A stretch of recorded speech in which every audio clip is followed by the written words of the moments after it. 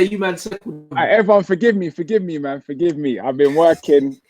You got to look after clients. They come on over sometimes. Just forgive me, man. I'm here, though. Time is money. bro. Time is money. I appreciate that. Man, have to look after clients. That's what it is, bro. Like, you know what I mean? At the end of the day, bro, that's what keeps you in business, innit, bro? Yeah, word. It's like you got to make concessions sometimes, innit? Yeah. Absolutely, boy. Big up everyone in the comments, though. Big up all of you, lot. We can see you, bro. What's today saying anyway, bro? How many sessions in the bag today? I've done like 8 clients, bro. I've been going since like, put it like this. I had to train myself at 6:30, and I've been on the go from like 7:45. So I've been going all day, bro. I've even had dinner. I'm skipping dinner to come and sit with you, man. So forgive me. You see what I mean? That's all wild, bro. I mean, people don't realize, that's what man had to go through. You know the amount of my own training I sacrificed while I was a PT, blood. Man don't realize. And when you're in the gym, you're so tired, you can't even be bothered to train, bro. No, training's mad. Like, it's like they say, like, when you're like a chef, for example, and you just get bored of the food, that's what the gym can be like sometimes. It's mad. Yeah. So actually, it's good because it will kind of help us and lead into what the topic we're talking about today is kind of like how to train when you're combating things like that. Because obviously, like, man said KP with the -4 on Facebook.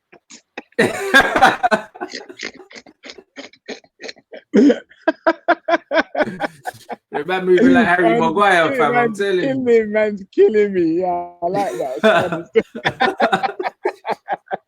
You don't compare me to Maguire, bro. He's in stiff English centre backs, bro, man. Bro, I'm telling you, bro. Oh, bro.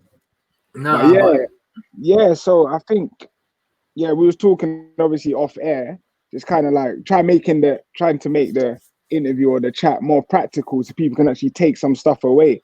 So I just want to talk about different training, man. It's a training smart. So how do you want to start? Should we break down what smart means when you're talking from a perspective? Yeah, let's break it down. Okay, so when a client comes to you, they like about their training and their goals, obviously, the first thing you ask them is like what their goals are, and you try and achieve what we call SMART goals. SMART goal is specific, measurable, achievable, realistic, and a time frame we're looking to complete it in. And then obviously we're trying to like bring that into a place where it's like, okay, we've got a focus plan of action and how we can actually make this training efficient. So for example, like what I found in my experience, a lot of this training and then what makes it work client to client, sorry, I'm just sending a message. What makes this work client to client is kind of like, one sec, bro, sorry. Yeah, what makes it work client to client is kind of fixing these training goals specific to a client's personality. So like, for example, the first thing when someone comes to me, you want to know their goal, like I said. Once you know their goal, you then want to kind of work out the time frame, and then you want to work out what time they have available to complete these goals. Yeah. And then how we look at things and we find out whether it's realistic or not is when we can kind of look at, okay, so we've worked out their time frame, their goal, what they want to achieve. We've got to look at how committed they can be and how committed they actually are. So these are the first questions you got to ask yourself. And the easiest way to think about that is to go, okay, how important is that goal to you? Yep. So like if that client is goal is really important to you, then we know that you're going to be committed. You should be looking to train 5 times a week if that goal is really important. I feel like, do you know what? It's not as important to me. I can take more time. And we can say, okay, don't train as often, but try and find the amount of time where you can be really consistent with it. Yeah. Because for most people, training hard 5 times a week is just not sustainable. It's not, no. So what I like to do, so the way I see what I consider smart training more than anything is something that is sustainable and that you're able to keep up for a significant period of time. Because we always want people to be training for life rather than training for a short or a small period of time. We don't want people training in waves. The training intensity can go in waves, but we want people training consistently. Do you see what I'm saying? It's not good for their progress and it ain't good for our money, blood. So it don't make sense either way, you know, like that. No. So like one of the things you don't, and I was saying this to someone, and maybe one of the reasons I haven't become like a huge fitness influencer is because I don't sell fads. I Yeah. don't sell miracle programs. Like I try and teach people good habits and keep people consistent. So obviously I keep my clients and everyone appreciates that when you're Yeah. learning good habits and learning how to be consistent with your training, it has a positive effect on you. But trying to get people to just be like, yeah, you're gonna do this special program and you're gonna do this special. No, that doesn't work. That doesn't work. I've 100%, seen it bro. time and time again. It's just not sustainable. Even in Not the gym, bro, sustainable. I've got like a 90% retention rate, blood. You know them ones there. It's Yeah, like yeah, I don't lose clients. The only times I've yeah, ever lost clients is when they've moved house, blood, or moved jobs and they yeah. just left the gym. Literally. My clients don't leave me and stay in the gym. It doesn't happen. Do you Yeah, know what I'm saying? And the thing yeah, is, yeah, it's amazing for business, but a lot of the time, fitness managers kind of like if you're always out there trying to pick up clients. I remember when the man used to do one-to-ones and they'd be like, oh, what's your goals? And I'd just be like, bruv, just do what I'm doing. You know them ones. I'm on the hours I want to yeah, be on. I'm making the money I want to yeah, make. You know what I mean? Like I had yeah, all my clients for like 6-7 years, bro. Do you know what I'm saying? And yeah, good yeah, PTs don't lose their clients, bro. That's what it's yeah. about, bro. Like any salesman can pick up clients, bro, but man will figure out if you're full of shit real quick, bro. You know what I mean? Because Well, put it people ain't like trying to this. spend their money like that. Put it like this. It's like obviously there's affordability. So if you can't afford a trainer, then I understand that. That's another topic or conversation.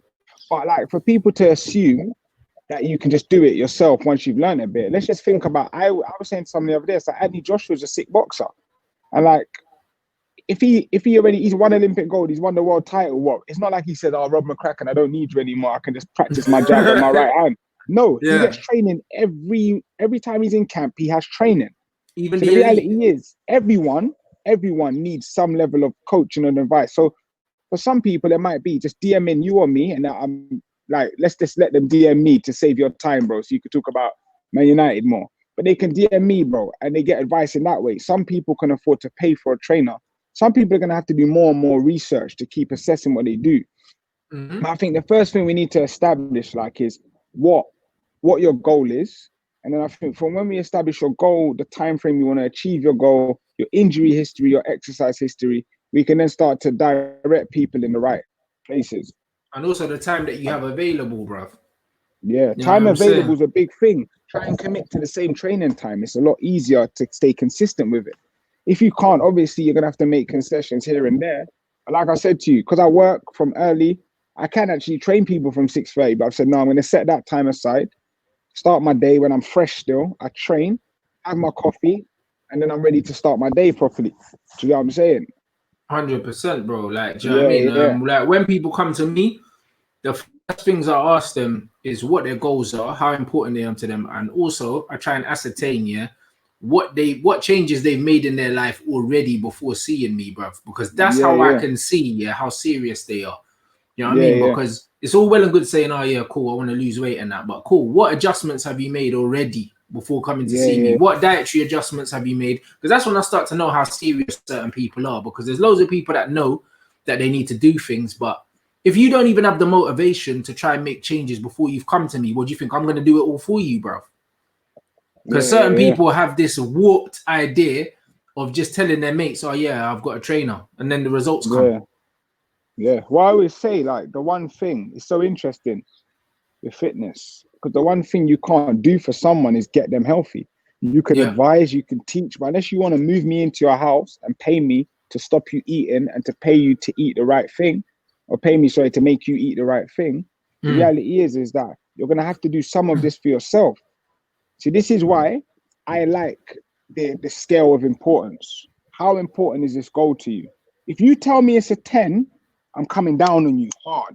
yep, That means if you don't hit your meals, if you don't hit your veg, you don't hit your protein, we're like, listen, you told me it's a 10 out of 10. Tell me if it's only a 7 out of 10, then I'll stop committing as hard because I'll be like, cool, I won't say anything to you. If you're like, it's a 10 out of 10, this is so important to me. Like, I want to achieve this. I want 10 out of 10. And I want 10 out of 10 effort, bro. yep. You see what I'm saying? You want 10 out of 10 effort. And so I think understanding goals and understanding how important your goal is to you is like really important. I think the second thing we need to look at within the time frame you've set, how realistic your goal is. So the usual. I mean, there's more guys in this. So I think we could take it like this. If a guy wants to put on a certain amount of muscle, he's like a guy weighs 65 kilos. He's like, listen, I want to be 75 kilos in a year. I'm like, bro, He's like, can I do it? I'm like, yeah. I mean, you could do most things, but like, can you hit your goals every day? Like, Yeah. you're gonna have to eat. Like, I was working out, I was doing some macro calculators, so a few people hit me up for the calculator, and like, bro, some guys, like, just based upon their genetics, bro, they would need to be on 4,000 calories, bro. Yeah. 250 grams of protein. Like, it's like, I could never eat that much. Yeah, you have to commit to eating like you commit to training, bro. Yeah. Man are carrying Tupperwares to like private events and stuff just to hit their meals. It's like, it's big. It's not easy, bro. Or you're drinking mass gainers and stuff like that, Yeah. and throwing that down your throat, bruv, and the crap Like that's you and in your those cell things. mats. You and your cell mats, bro. You I was sponsored, smashing bro. those, bro. I was on everything, bro. Do you know what I mean? I was on everything, bro. Like there was even one point where I was making like smoothies with like whey protein, blended oats, peanut butter, banana, everything, bro. Like literally, I was just cramming the calories down to the point where I was sitting there bloated and just hated eating. Like, bro, I hated it.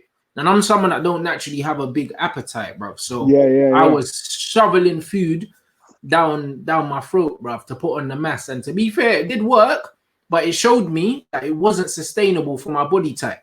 Do you know what I'm saying? And that's why I gave it up, bro. And as soon as I gave it up, started doing more cardio, eating normally, I literally lost 20 kilos like overnight. Who's this Tolly guy, bro? What madness is man putting in the comments. Yeah, less of that, my guy. That's a madman. Yeah, man have to get the time out for that, man. That's wild, man. Yeah, man do them thing there, bro. No, like that, but nah, bro. Like, if you want to put on muscle, you have to commit to the nutritional side as much as you commit to training, bro. It's a full-time job. There's a reason why these bodybuilders, that's all they do, bro. Like, you can't do this part-time. Like, this is a full-time commitment, bro. Like, 100%. This is what it is, and that's why they spend all the money on the steroids and all these other things, because, bro, like, that side of the game, that's the majority of it. The training is a very, very small portion of it. Like, and a lot of people just think, oh, yeah, I've got a gym membership, everything's going to change now. But you're training, you're going in the gym for 1 hour a day, bro. It's the other 23 hours a day that are going to determine how quickly you get to your goals and if you hit your goals. Not that 1 hour, bro. Like, I know if I want to change my body, even training at home, I just need to change my diet, because I know that the training ain't really that important, bruv. Like, genetically, bruv, I can do 50 press-ups a day, 50 pull-ups a day, and just change my diet, bruv, and look like I've been in the gym all year, bruv. Yeah, the thing is, like you just said, it's like, with the bodyweight stuff, the problem with bodyweight, it's just harder. Yeah. That's the only negative with bodyweight. Like, bodyweight training's sick, but it's harder than weight training. The thing I love about bodyweight training for losing weight, though, is because it's like man's doing cardio. You know that, man. So man gets more of a sweat on because I'm doing more reps. So that's just all it is, bro. But if I'm building strength, I'll get bored in it, like doing bodyweight stuff. But for pure aesthetics, any man that sees man that do bars and that, they man look sick, bro. Yeah, I mean, because they just do volume, bro. Like you said, it's just volume, and it's the amount of whole body integration you have to get in. Like, most exercises in bodyweight involve bracing your core properly. Even if you train with a lot of compounds, it's the same principle. Yeah. It's just there's a greater element of control when you're using bodyweight to train. Yeah. And I think maybe we should maybe look at that actually for the first instance. So, like, I want to give people some practical things to take away. I want to look at different types of training methods or programming styles that help people to like hit certain goals. So what would you say is the number one program? Makes a KP look like he can pull a Benz AMG with his 3 fingers. I wish, bro. I wish. What would you say has been your best program for gaining muscle? What's the best program you've ever done when you've seen the biggest change? Strong lifts, 5x5 easily. I did 5x5 for like 4 years, bro, and I saw gains for 4 years, blood. Like, honestly, that was the foundation, of everything for me, bro, because it's like, it's the right in between for power, strength, and you still get a decent volume in it. Like, if you know about volume, like, even when they say 8 by 3 sets of 8, whatever, 24 reps, 10 threes, 30, Do you know what I'm saying? You always 25 is that nice in between where you're getting while you're getting the hypertrophy and you're getting the strength as well. So when I was doing 5x5s, even just increasing the weight by 2.5, on the bar each week, 1.25 on each side, I was gradually getting stronger without overdoing it. You're only benching like twice a week, so your body's getting enough rest to recover, and the amount of strength that man was getting up was dumb. Doing that on the squats, on the deadlift, and on the bench press. Literally, I was just doing compound exercises, and if I wanted to do accessory just for pure vanity, I might do some bicep curls or whatever, or some leg extensions or whatever after. But literally, just squats, deadlifts, and bench press. That's all I needed, and full body strength was nuts, bro. Bro, it's funny. So the most significant, like, I've kind of stayed just more consistent. So I've never had a time when I've been massive, except for when I just got lazy, bro. And we're just lifting and doing no cardio and eating what I want. But other than that, so like after my wedding, not after my wedding. Yeah, I think it was after my wedding, I got to 89 kilos, bro. That's the biggest I've ever been. But that was like, I was carrying a bit of timber, innit? But generally, like I'm like 85, 86 now. That's obviously where I've just got older. But generally, I'm about 85, 84 kilos. Point is, when I made my most significant change is when I was young, like 22. And like you said, it wasn't actually strong lifts, but my program consisted of bench press, military press, pull-ups, bent over rows, and some form of like clean movement.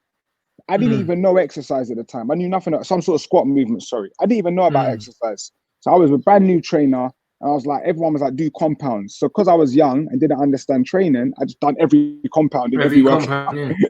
Yeah. And within like 8 weeks, bro, I put on like crazy size. Like, I'll show you. I put on crazy size, bro. And I was like, I was 21 years old. And I was ripped. Look, I'll show you. That don't even surprise me, guy. Like the biggest my biceps have ever been. I've never trained arms. Oh yeah, I remember that picture still. Remember, 21 years old. Yeah. Yeah, that's when we met around that time, innit? Yeah, that was it, bro. Yeah, that's what I'm saying. I remember, bruv, the biggest my arms have ever been, and I don't train arms, bruv. It's just from heavy lifts, bro, and heavy bent over rows.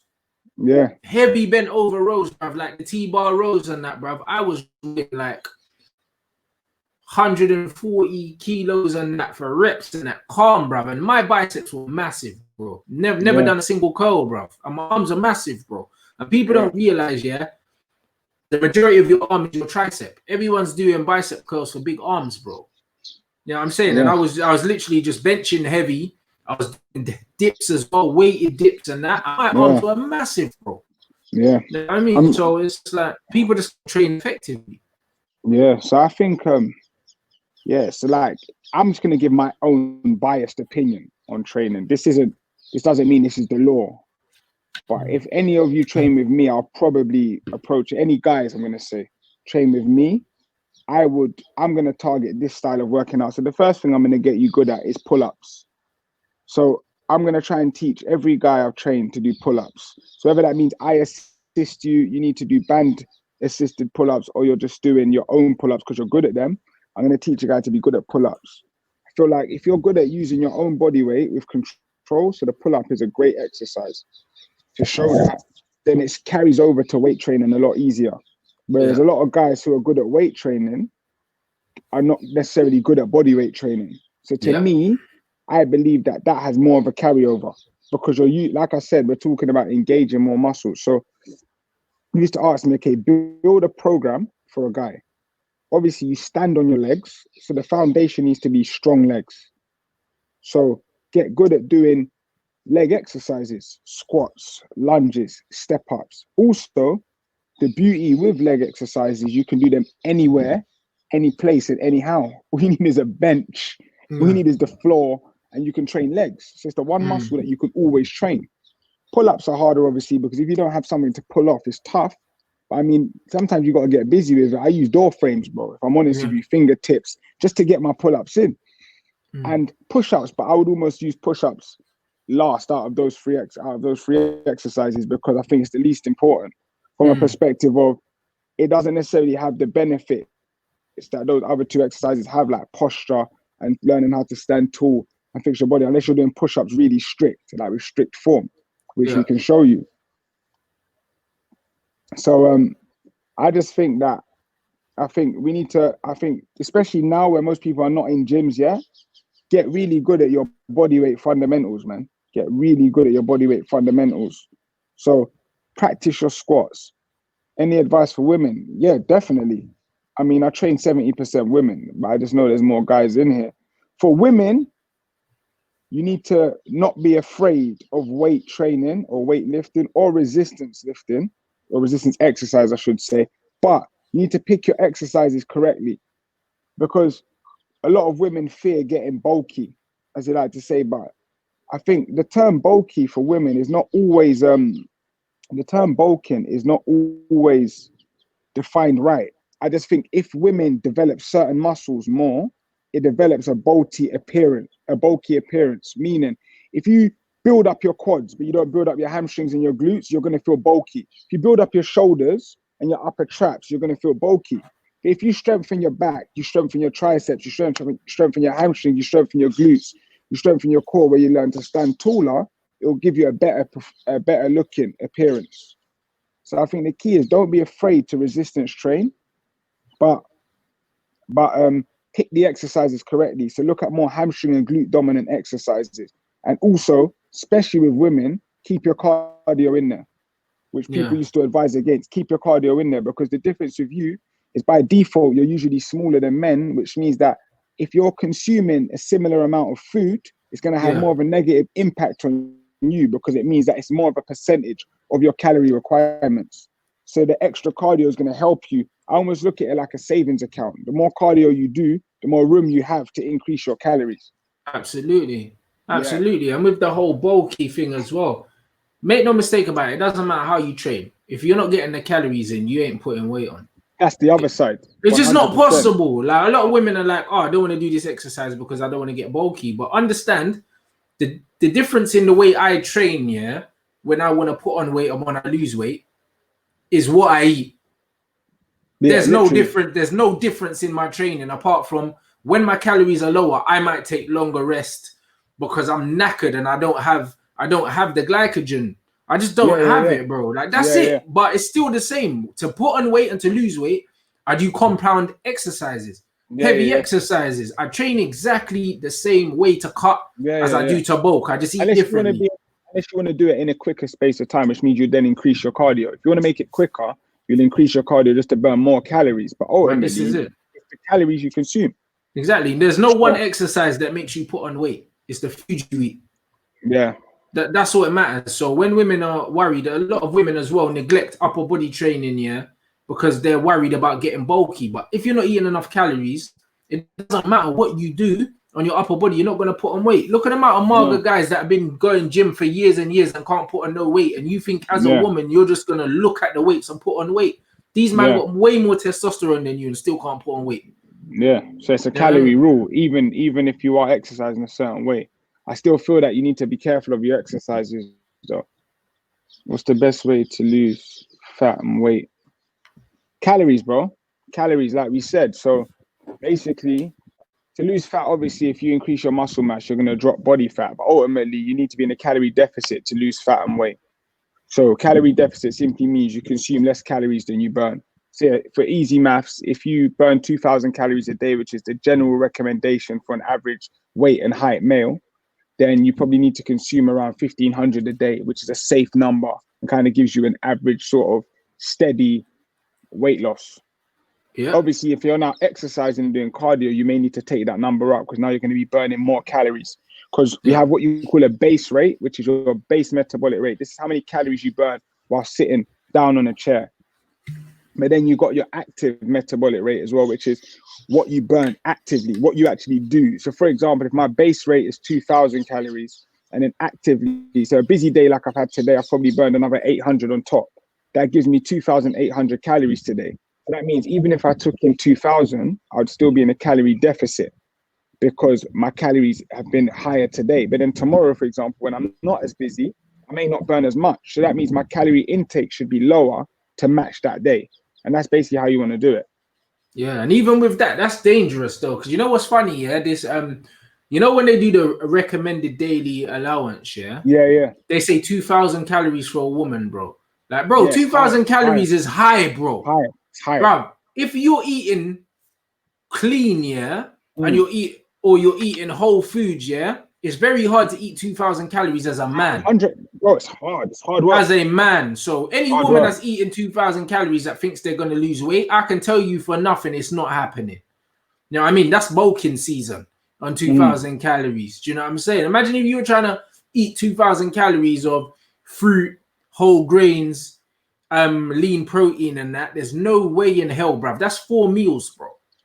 Do you know what I'm saying? So when you see recommended daily allowance, that depends on your own build, your own muscle mass, metabolism, all these other things. And your activity, bro. And your activity levels. Do not listen to a lot of these recommended things, bro, because I could eat 1,500 calories a day, yeah, of whole foods, yeah, if I'm not training and not be hungry, bro. 100, bro. I mean, today I had protein pancakes, which I made myself, which consisted of eggs and bananas. So, I mean, just today alone, and I had a shake because I was out all day. I mean, today I've probably only had 700 calories, bro, and I'm not even hungry. Well, there you go, bro. So when they're telling people to eat 2,000 calories as a woman, bro, and you're wondering why you can't lose weight, do you know what I mean? I'm a 5'10" male, do you know what I'm saying? And I average around 78 to 83 kilos, yeah, all year round, bruv. And I don't need 2,000 calories a day if I'm not training. I know I don't need it. I know my body. Do you know what I mean? So how you're telling women that are 5'4" and 65 kilos, yeah, about 2,000 calories is, bro, head gone, bro. Like, that don't make no sense. That's another reason why a lot of these people think that, oh, I can't lose weight. Bruv, you're eating way too much. They're normalizing overeating, bruv. Yeah, they are. But that's the whole thing, isn't it? It's like, it's more economic to teach people, not to teach people how to get really well or to be proactive. It's more economic to get people to buy medicine and to not make themselves healthy. Of course, right? the pharmaceutical industry makes more money than most other industries on the planet, bro. Do you know what I'm saying? Like, that's just actually the matter of fact. It's cheaper for the government and everyone else to actually pay for everyone to have a nutritionist and a personal trainer than give them medicine. Yeah, it's way cheaper, but that just doesn't make them money. Some good questions here, bro. We should get through these. Yeah, this one's, how did you test your body fat? That's what I'd like to know. If you're 93 kilograms and you're 5'8", that's heavy for that height. That's not even heavy. That's obese for that height. It is, unless you're a bodybuilder, bruv. Because I got to 94 kg, yeah, my heaviest, and I'm 5'10", and I was ripped as well. I was 94 kg with abs, and I didn't feel healthy, blood. And I'm 2 inches taller than you. So I would suggest that this person, I wouldn't even really resistance train right now. I would just start with low intensity cardio, walking, bro. Try and hit walking targets. I would aim to hit 10,000 steps a day. If you're a slow walker, that's going to take you about 2 hours. If you're quite a decent walker, it's going to be about 90 minutes. Yeah, I would look to do that every day. So even if you got to do an hour in the morning, an hour in the evening, I would literally do that. I would try and hold myself to hitting that at least 5 times a week for a month. I would start there.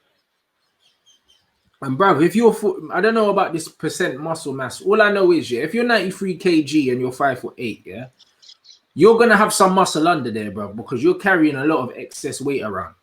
So naturally, when you lose the body fat, you are gonna have muscle under there for sure. Yeah. But your focus needs to be on lowering your body fat. 100%. We also need. He said it was a machine in the gym, so we also need to remember, which is still important because it's a health measurement.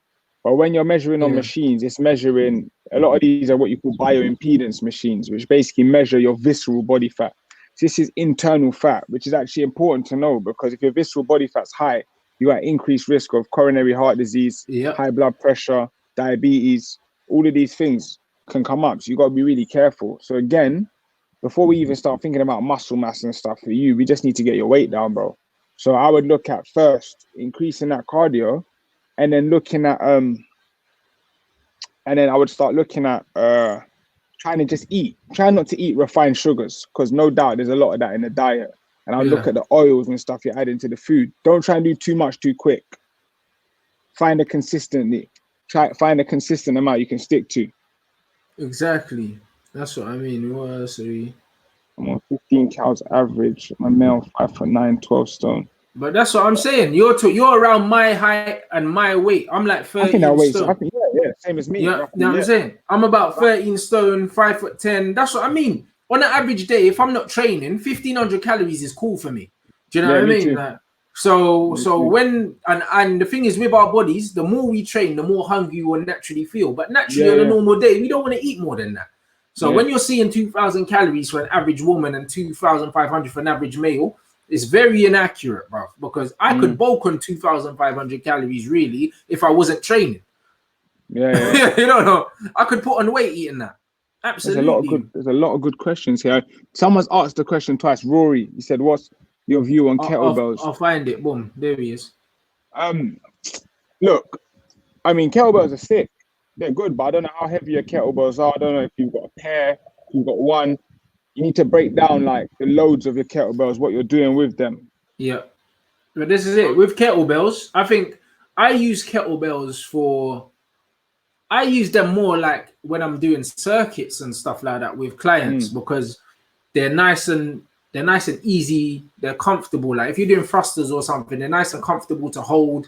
Do you know what I'm saying? Like there's so many different things you can do with them. I just think that from that anatomically, like just the way they're shaped and that they're brilliant. Do you know what I mean? Yeah, they're very versatile pieces of equipment, and I've never used them in terms of muscle gain. Do you know what I mean? So to speak. Do you know it's what I mean? A weight, isn't it? So it's just a weight though. You can still use it. You can gain muscle with it. Do you know what I mean? But it's harder to get because of how they usually come in. Like you'll get your 4, then you'll get your 8, then you get your 12, then you get your 16. You don't really get the in-between weights. That's why you notice the jump between kettlebells are so big that you can't rely on them like dumbbells. You know what I'm saying? At least with dumbbells, they go up 2 kilos or they might go up every kilo. Kettlebells are going up every 4 kilos. Like they're very specifically made a certain way. I just think with kettlebells, the only problem is the things that can make them positive also can potentially be negatives, right? So for example, kettlebell deadlift's a really easy exercise to do. A kettlebell squat, holding it here is really easy and nice to do. But when you come to pressing kettlebells, understanding how to set them up, like racking, I would go on YouTube and I'll check out a guy called Steve Cotter. He's like a kettlebell master, and the Pavel Tatsulin. Those two guys are like kettlebell masters. Like, look at their stuff on YouTube, and you'll kind of find out ways how to hold your kettlebell racket. When you rack the kettlebell, you have to bring your elbows into your body here. You can't hold it here because your rotator cuff's coming out, bro. Do you know what I mean? A lot of people don't understand anatomically how to rack the kettlebell here, and you have to rotate and then drive it in and keep your shoulders more stable in this position than in that position. But again, like it's not a beginner's piece of equipment for a reason, bro. That's why you find the functional section in the gym with all the other stuff. He said he's got a 16 and a 20. It's perfect. I mean, bro, you got a lot of options there. Look, but you're gonna have to look. You'll probably progress really quickly in the deadlifts and stuff. It might be a bit light for you, so you either have to go higher volume or slower reps. Meaning, you either go higher reps, like okay, I'm gonna do reps. I'm gonna do 20 a set. Like if I needed to train with a 20 kg kettlebell, I'd have to do 25 reps for my squats for it to even take effect. Or do 10 reps, but probably like a 4-second down, 2-second hold, 4 seconds up to get the same effect. So I think it's just about knowing where and when on how to apply them. This guy's saying, how would you know if you're genetically gifted? Bruv, it depends on, what might be a gift for someone might be a curse for someone else. I was just going to say that. Like, it depends on what aspect of athleticism you're speaking about. It depends. If you're talking about aesthetically, then, no, I mean, it just depends, innit? It depends on what you favor, bruv, to be completely honest, bro. Because aesthetically, I've got a really small waist. Like, I've got very defined, like, shoulders.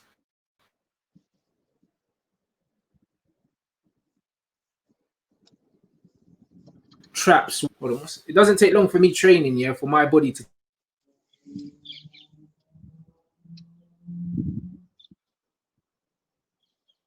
take shape, bro. My thing get ripped. But the thing is like this though, like it depends on what level, innit? Because like for example, I'm naturally broad in the shoulders and chest, but I don't have big arms and I've got small calves. Exactly. So if I was doing a bodybuilding competition, I'd probably fail every competition on the basis of my calves and my arms, bro. Like, Yeah, and your I got forearms, big yeah. quads. Yeah, I got big quads, and I got big quads, sorry, and I got big shoulders and chest. So I'm good there. So it makes me very good at bench pressing, but then I'm not very flexible. So I don't like, and I'm not naturally very flexible. I'm not like super mobile. I have to work really hard at it.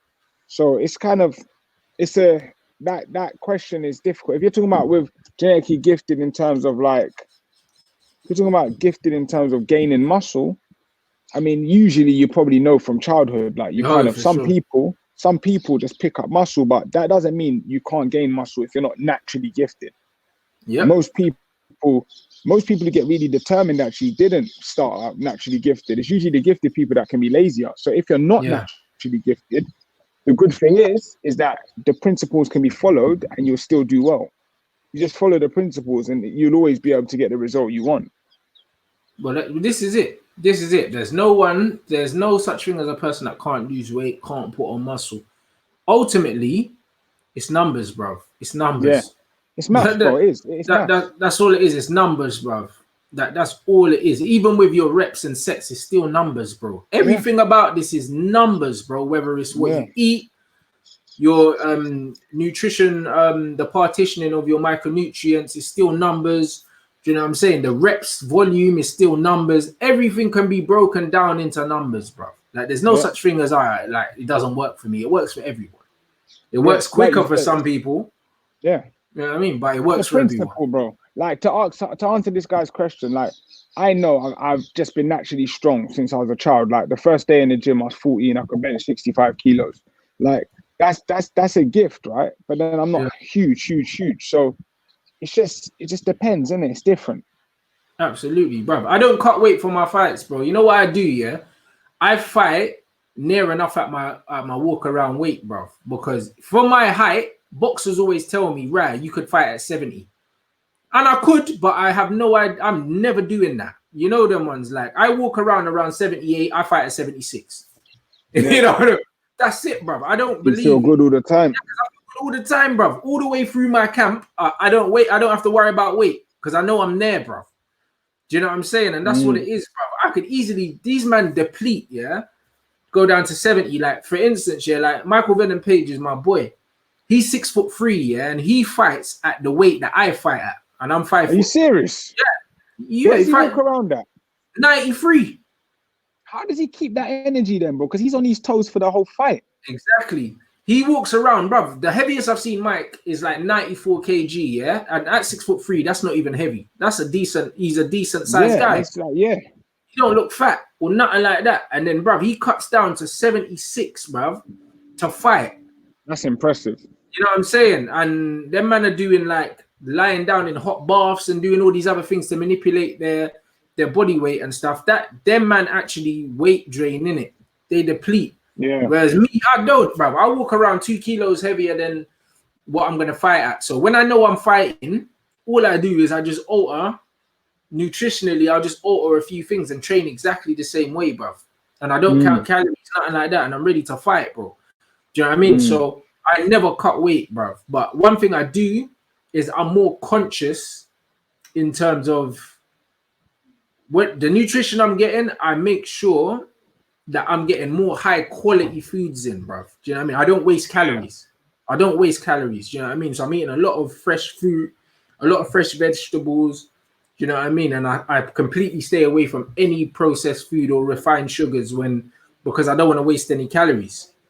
Do you know what I mean? Yeah. And that's the most important thing for me. But I do not cut weight, brother.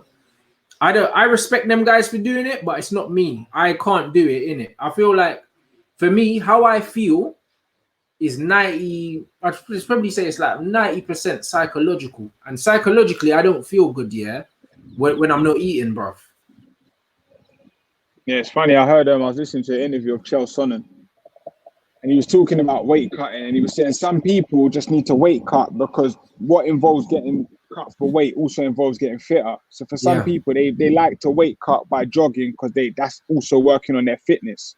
So it's not always just about the number of what's on the scale. It's also part of the preparation process. Exactly. Yeah. That's what I mean. And that's what I mean. A lot of them do it. Like it helps them get into shape. When they know that they're cutting weight and they're jogging, that is their mental preparation for the fight, innit? Even though there's probably no evidence to suggest, that run is doing anything for them, bro. Because the thing is, if you're depleting, as you know, like when you're cutting weight, you lose muscle as well as fat, bro. No matter how much weight training you use. So these men that are calorie depleting and running and doing cardio, they're losing power. They're losing strength. They're losing muscle. That's exactly what they're doing. Like when they're losing weight, they're not just losing body fat. They're losing strength. They're losing muscle. Do you know what I mean? So psychologically, in my head, when I'm doing all that cardio and I'm cutting weight, I'm thinking, bro, I'm losing bare strength. That's all I'd be thinking. But with them, because they associate the running and the cutting weight with, I'm getting sharper, I'm getting stronger. But actually, scientifically, we know they're not. But it's a psychological thing. Whereas me, I'd rather save my energy, do less, eat the right food, brother, and know that I'm maintaining as much power as possible. So I'm not doing it. You can't cut, there's no way you can cut 10 kilos, and perform optimally. It's impossible, bro. It defies the logic of science, bro. 100%. How many days do you rest when working out?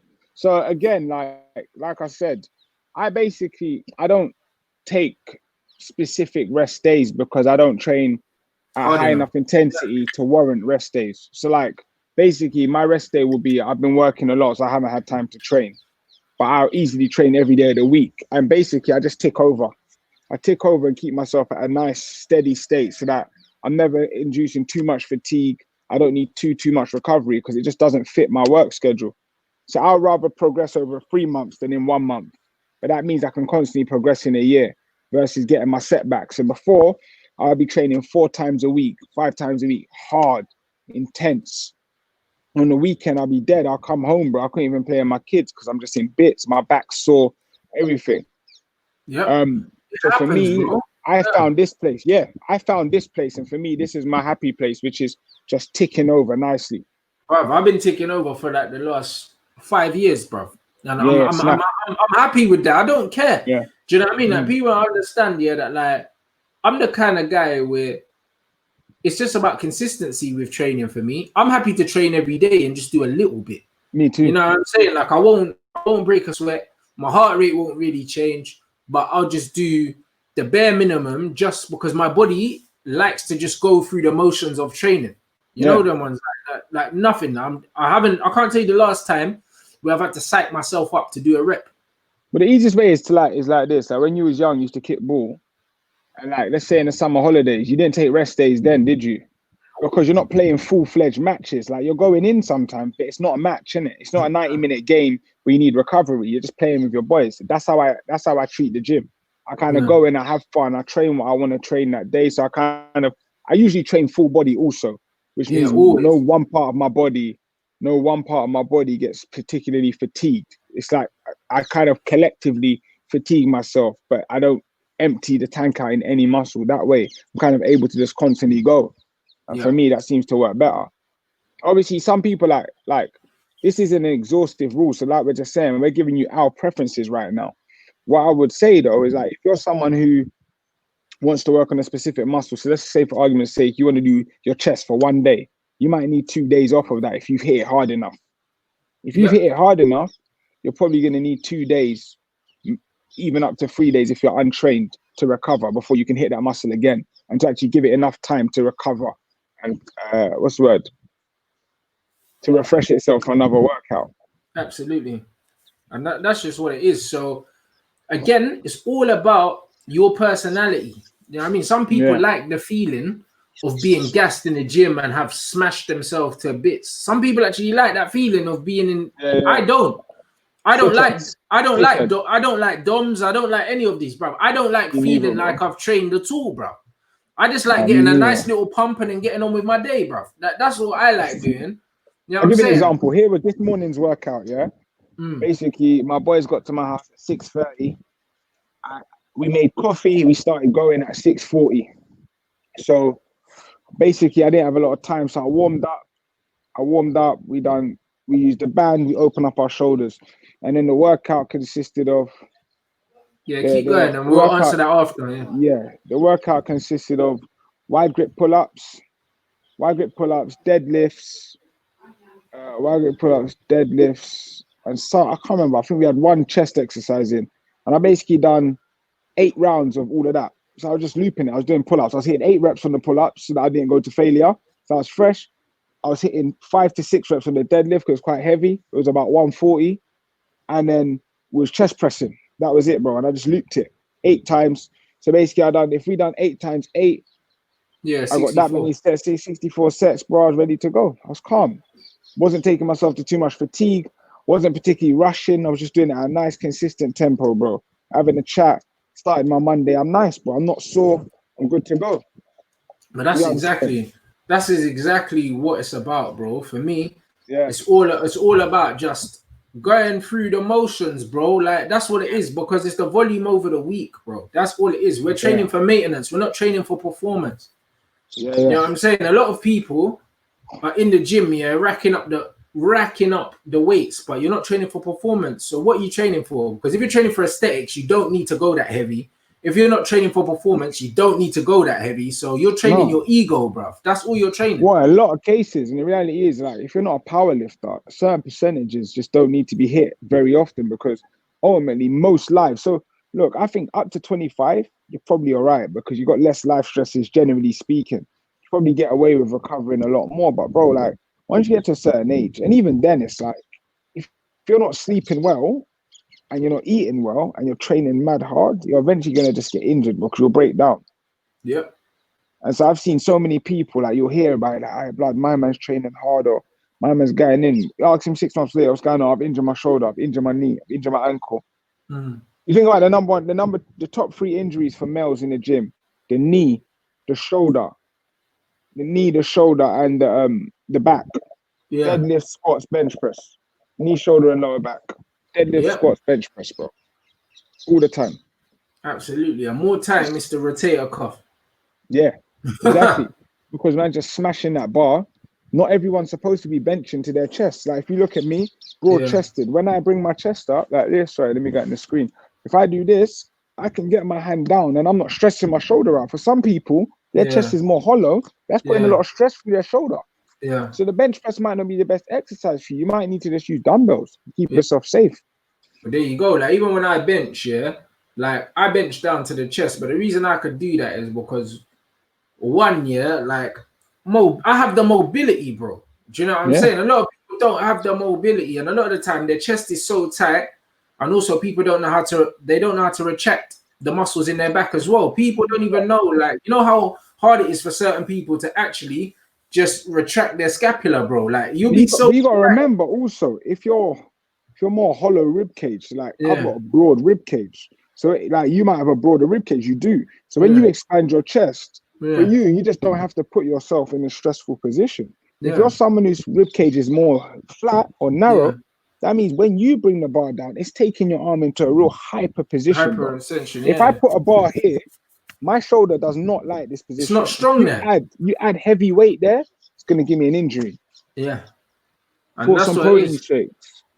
I think they're good. I mean, you got to be careful with whey protein, because a lot of it comes from, like, terrible sources. So just mess up your belly.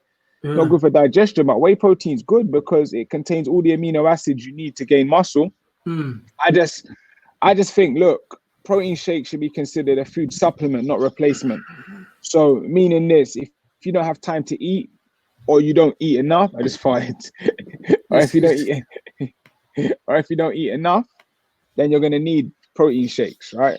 But absolutely, they're supplements, and listen, the clue is in the name, innit? Like, they're supplement.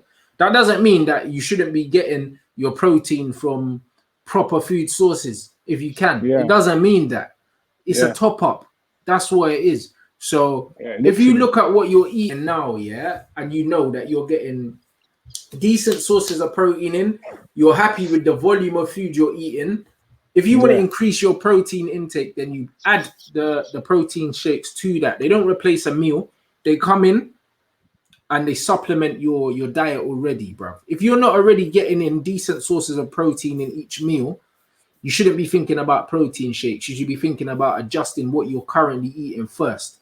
Then you look at the protein shakes. Like, it shouldn't be like, all right, cool, man's eating flipping jacket potato every day and that, and I'm just gonna buy protein shakes because I'm gonna build muscle, bro. Like, try and get proper sources of protein in before. And even then, like, because I'm not really a dairy guy. Like, if I was to take a protein shake now, it wouldn't be a whey protein. It would probably be like, I prefer vegans for my belly. Yeah. Sun Warrior is a good affordable brand. My favorite's Nuzest, Nuzest, but it's expensive. So I would advise people to try and have like a vegan protein shake. They're good for you. They're just easier on the belly. They tend to be anyway, in my experience. Exactly. I like this CW Prodigy's question.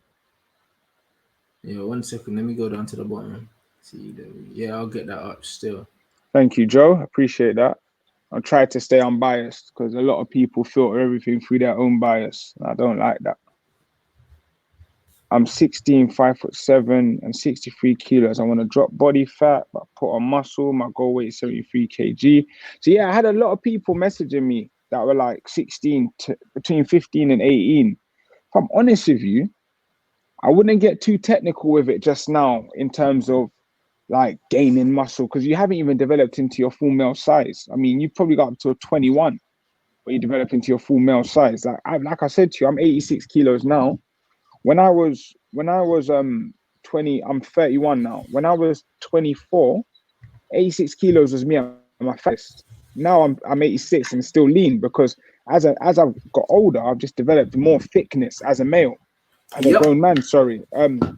At that age, I'd follow basic principles. I definitely would be careful with my weight training at 16.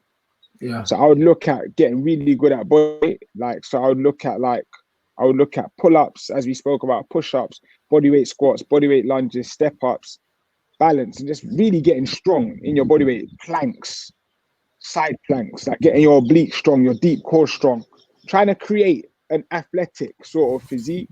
And I wouldn't really be too concerned about how much weight you're gaining right now. If you do want to drop body fat, you need to, if you're 16, I'm going to assume, correct me if I'm wrong, but I'm going to assume you have a lot of sweets, or you do have sweets in your diet.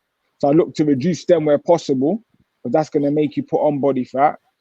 And if you want to gain weight and muscle, you just need to increase your protein. So things like chicken, eggs, fish. I know Rants is vegan, but we're going to just give the basic instructions. So we say chicken, eggs, fish, steak.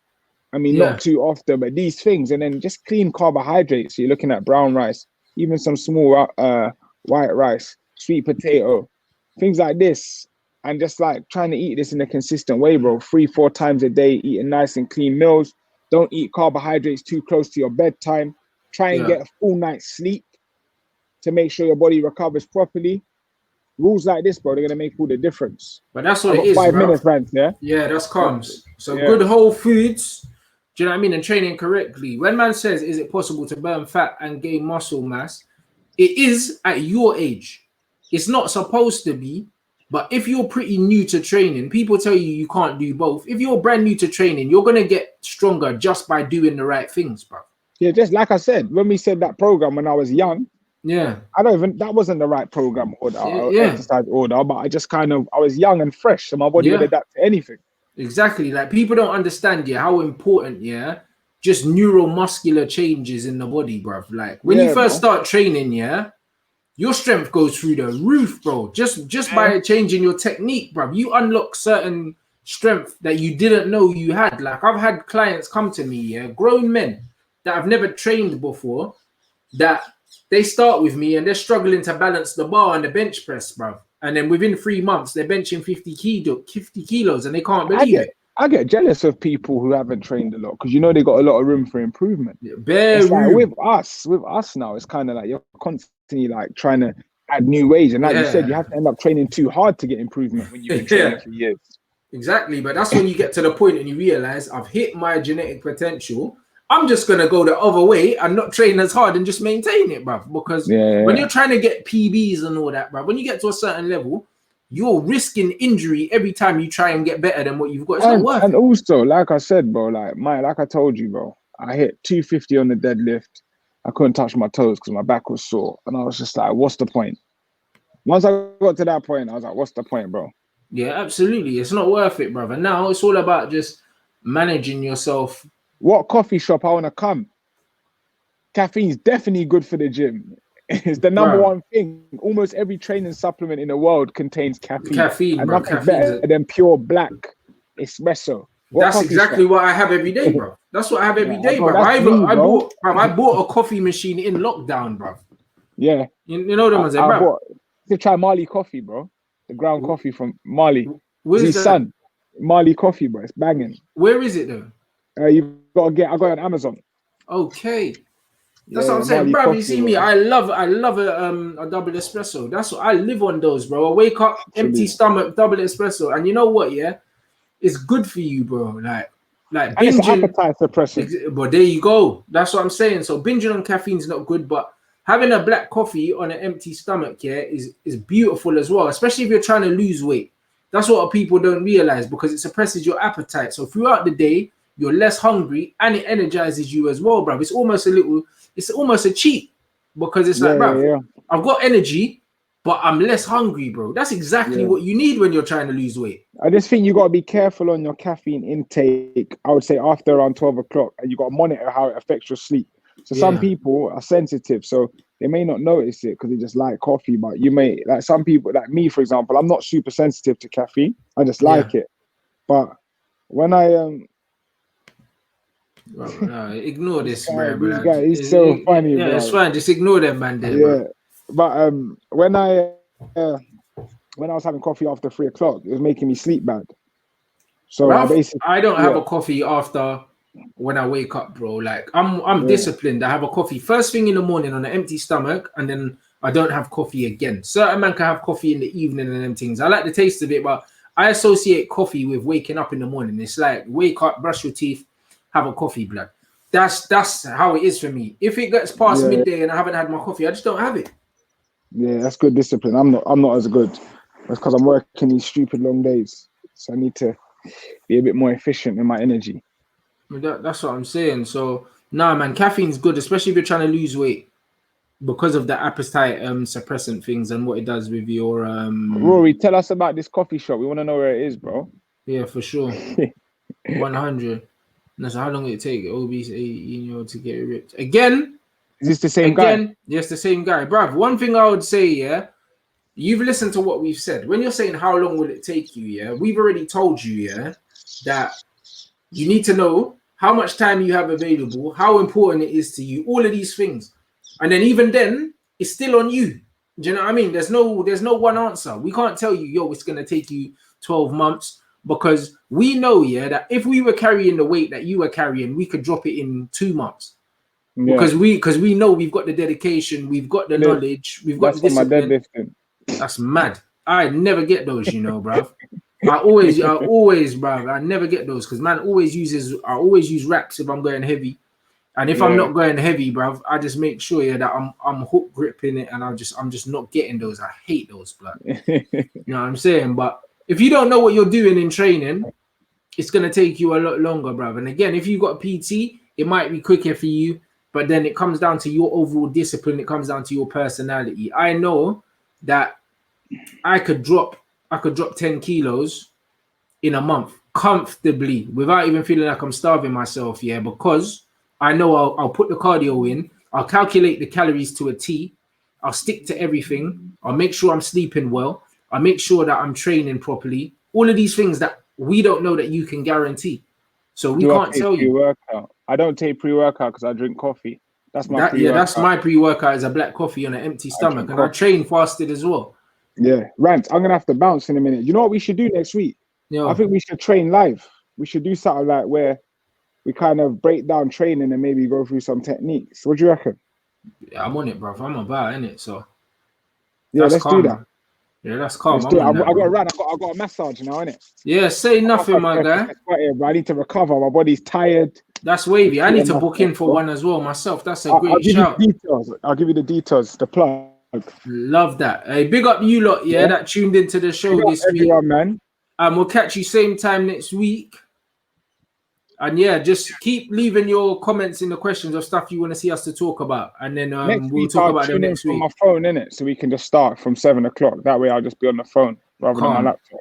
All right, my bro. All right, big up everyone. Big up for coming. All right, big up you lot. Love.